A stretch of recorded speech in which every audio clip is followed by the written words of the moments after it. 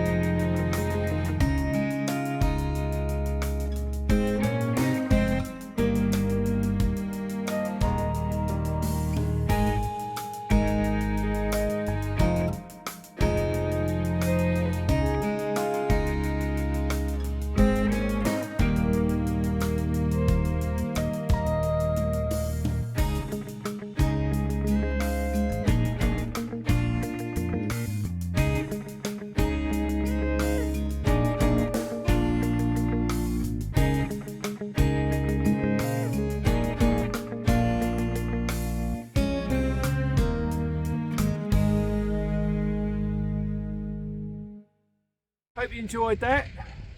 Liz spent quite a few days putting that together, to be fair, wasn't it? Yeah, I had to dig out the video, so the quality's not great throughout it, but hopefully you've got the gist of what it is. If you are really interested in seeing, for a start, our personality shine and our banter, then there is a playlist which I'll put the link wherever it goes.